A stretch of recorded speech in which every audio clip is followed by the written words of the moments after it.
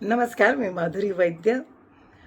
संकटामध्ये डोकं शांत ठेवून स्थिर बुद्धीने घेतलेले निर्णय जर प्रत्यक्ष कृतीत आणले तर बहुतेक वेळा संकटातून बाहेर पडण्याचा मार्ग दिसतोच.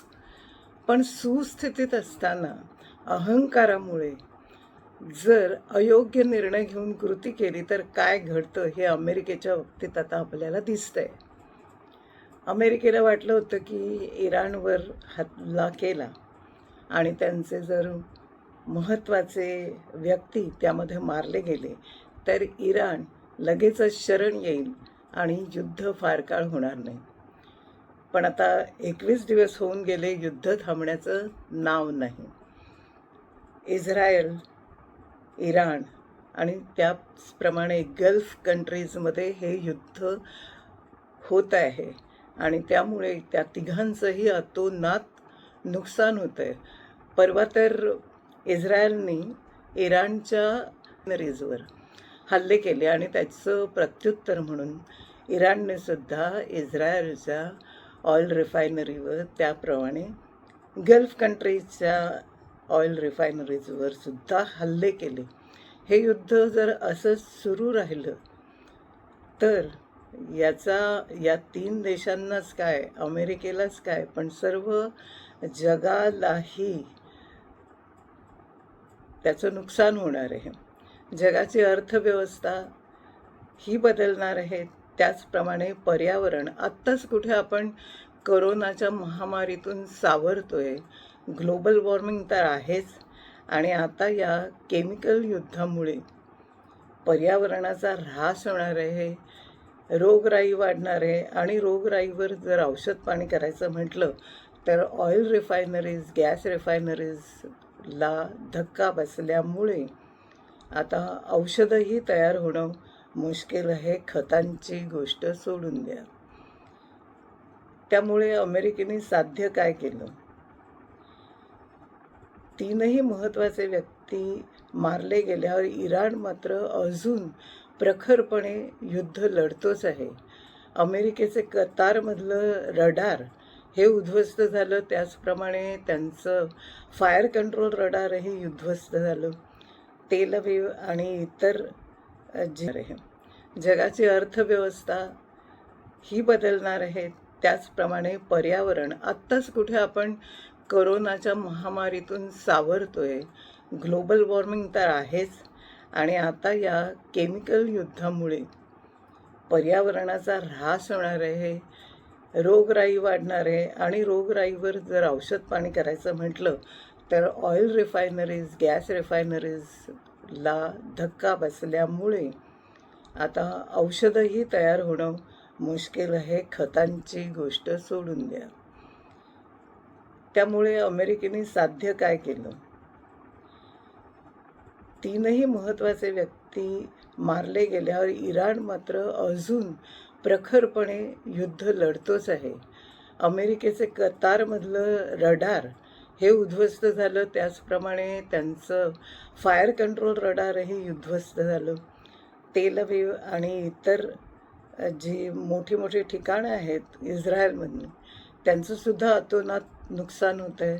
इराणमध्ये तर वारंवार हल्ले करतात, पण आता इराणने हायपरसॉनिक मिसाईल्स वापरायला सुरुवात केली आहे आणि त्या मिसाईल्सचा जो वेग आहे तो ध्वनीच्या वेगांपेक्षा सुद्धा जास्त आहे आणि त्यामुळे त्याची सूचना मिळू शकत नाही आणि त्यामुळे ती नष्ट करणंही शक्य होत नाही. अशा परिस्थितीमध्ये अमेरिकेलाही युद्धाची झळ लागली आहे, कारण अमेरिकेमध्ये तेलाच्या किमती वाढल्या आहेत आणि त्याचप्रमाणे युद्धसामुग्रीचाही खर्च अतोनात वाढला आहे. असं म्हणतात की अमेरिकेवर सुद्धा खूप मोठं कर्ज झालेलं आहे. इतर देशांना, ज्यात भारतसुद्धा आहे, भारताला सुद्धा या युद्धाचा अतोनात मोठा असा फटका बसलेला आहे, कारण उत्पादनापेक्षाही वापर जास्त असलेलं क्रूड ऑइल आणि गॅस याचा भारत मोठा आयातदार आहे आणि गल्फ कंट्रीजमधनं ही आयात होत असते.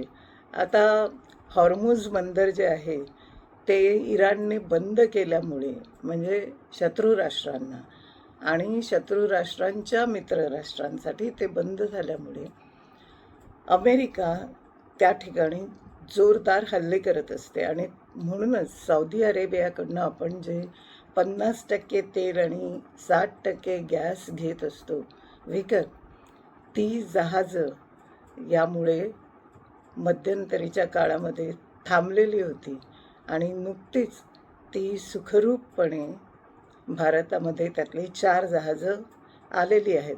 अजूनही अनेक जहाजं अडकलेली आहेत. हा विषय तर वेगळाच आहे.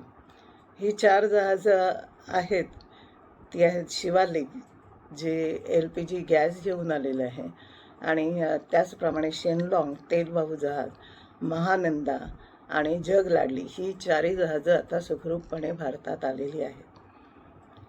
इराण हा भारताचा जुना मित्र आहे. त्यांनी भारताला पाकिस्तान, अफगाणिस्तान, त्याचप्रमाणे सेंट्रल आशियाच्या बाबतीत फार मोठी मदत केलेली आहे. आणि जेव्हा ही जहाजं आपल्याकडे 4 जहाजं आपल्या बंदरांमध्ये दाखल झाली, त्याच्यानंतर नुकतंच भारताने इराणला वैद्यकीय मदत पाठवलेली आहे. पण त्याचबरोबर सर्वात महत्त्वाची गोष्ट म्हणजे इराणच्या शत्रू असलेल्या, सध्या तरी, कारण UAEने अमेरिकेबरोबर सलोख्याचे संबंध ठेवलेले आहेत आणि म्हणून त्या गल्फ कंट्रीज आता जी शत्रू पक्ष म्हणून इराणसाठी आहे, त्या शत्रू पक्षाला सुद्धा भारताने, म्हणजे भारतातल्या एका संस्थेने 8,000 टनहून जास्त फूड प्रॉडक्ट्स पाठवलेले आहे. भारताची भूमिका या युद्धाच्या बाबतीत काय आहे याचा विचार केला तर भारताला युद्ध नको आहे, कारण भारत हा प्रगतीच्या दिशेने वेगाने वाटचाल करतो आहे आणि ज्यामध्ये तेल आणि महत्त्वाचं आहे, त्याचप्रमाणे अर्थातच गॅससुद्धा. इस्रायलही अमेरिकेचा मित्र आहे. इस्रायलने अनेक लढायांमध्ये भारताला सुद्धा मदत केलेली आहे. तरी देखील या घडीला इस्रायलच्या सिक्युरिटीपेक्षा मोदींच्या नेतृत्वातल्या भारताच्या सरकारला भारतीय जनतेचं हित महत्त्वाचं आहे आणि त्यामुळे त्यालाच प्राधान्य दिलेलं गेलं आहे. रशिया आणि युक्रेन यांचं मध्ये युद्ध झालं होतं हे आपल्या सर्वांनाच माहीत आहे. तेव्हासुद्धा भारताने मौन पाळलं होतं आणि या दोन्ही देशांशी भारताचे अत्यंत सलोख्याचे संबंध आहेत. नुकतीच बातमी आहे की रशियाकडून चीनला जाणारी 7 तेलवाहू जहाजं जी आहेत ती आता भारताकडे वळवण्यात आलेली आहेत. आपल्याला आठवत असेल तर करोना काळामध्ये अमेरिकेला ज्याप्रमाणे औषधीय मदत भारताने पाठवली, त्याचप्रमाणे अमेरिकेचा शत्रू असलेल्या ब्राझीलला सुद्धा पाठवली. त्यामुळे भारताचं परराष्ट्रीय धोरण जे आहे ते इस्रायल असो, इराण असो, अमेरिका असो, रशिया असो, या सर्वांबरोबरच अत्यंत सौजन्यपूर्ण असं आहे.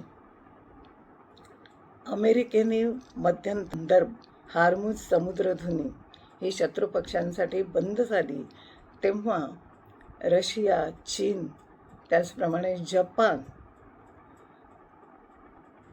UK या सर्वच देशांना हॉर्मुझ समुद्रधुनीमध्ये युद्धनौका पाठवण्याची विनंती केली, पण त्यांनी ती मानली नाही.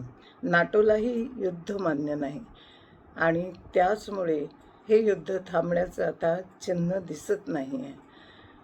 काल परवाच एक बातमी आलेली आहे की अमेरिकेच्या एका रिटायर्ड कर्नलनी सोशल मीडियाला असं सांगितलं की मी जर अमेरिकेच्या राष्ट्राध्यक्षाचा सल्लागार असतो तर मी त्यांना सल्ला दिला असता की आपण भारताचे पंतप्रधान मोदी यांच्याशी संवाद साधावा. एकूणच भारत कोणाचाही विरोध करत नाही आहे, तरी देखील जेव्हा तेल रिफायनरीवर हल्ले झाले तेव्हा मात्र भारताने निषेध व्यक्त केलेला आहे. पण युद्धामध्ये कोणाचीच बाजू घेण्याच्या मनस्थितीत भारत नाही किंवा कोणाचाही विरोध करण्याच्याही मनस्थितीत नाही. कारण जनतेचं हित हे भारत सरकारसाठी अत्यंत महत्त्वाचं आहे. त्यामुळे सध्या तरी भारताने घेतलेला निर्णय हा योग्य असाच वाटतोय. आज इथेच थांबूया.